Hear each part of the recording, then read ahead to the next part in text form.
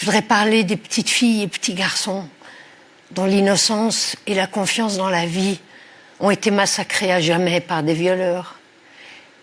Ce qui est commun à tous ces enfants, c'est l'envie de mourir. La poisse du désespoir qui rongera à jamais leur présent, leur avenir, comme si la souillure initiale leur avait retiré le droit de faire partie des vivants heureux.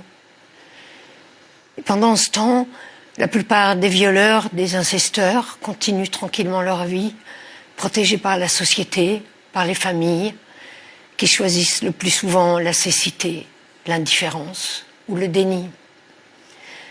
160 000 enfants, au moins, sont violés chaque année en France. 1% seulement de ces crimes sont jugés par la justice. Comment accepter ce scandale, alors que les crimes sexuels sur les enfants devraient être imprescriptibles, parce que les ravages sont pour la vie entière? C'est faux, absolument faux, qu'un adulte qui joue avec le sexe d'un enfant l'initie à la sexualité. C'est parce que je t'aime que je te fais ça, chuchote souvent le violeur pour bâillonner sa proie. Et c'en est fini pour lui de croire à l'amour. Tout sera détruit. Tant d'hommes devraient analyser leur comportement envers les femmes et les enfants. Tant d'hommes ont été élevés dans une idée de puissance, de supériorité, qu'ils aillent chez le psychiatre, ces hommes, pour devenir des humains respectueux des autres.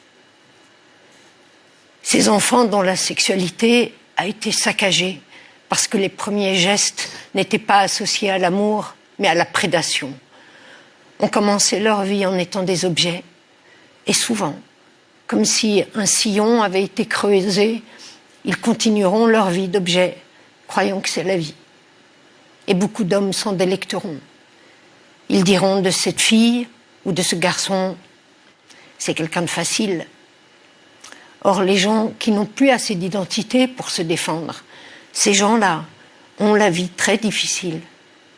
Celles dont on dit qu'elles sont allumeuses sont souvent des filles cramées. Je veux dire à ces enfants broyés, souvent enfermés dans le labyrinthe de la honte, osez en parler, osez l'écrire, dénoncez les faits. Vous n'êtes pas seuls. Nous sommes des millions, des milliards sur cette terre à vouloir rejeter la nuit dans laquelle on nous a plongés. Portez-vous secours en portant plainte, même si les faits sont prescrits. Faites ce geste d'amour et de respect envers vous-même pour arracher de vous ce sale secret qui vous tire vers la mort.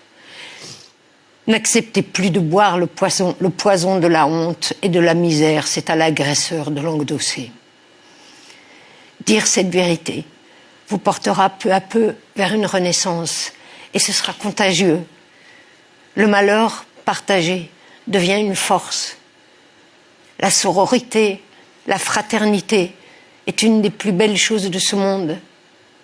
Redevenez le sujet de votre vie. Ce n'est pas parce qu'on a fait de vous des objets que c'est une prédisposition.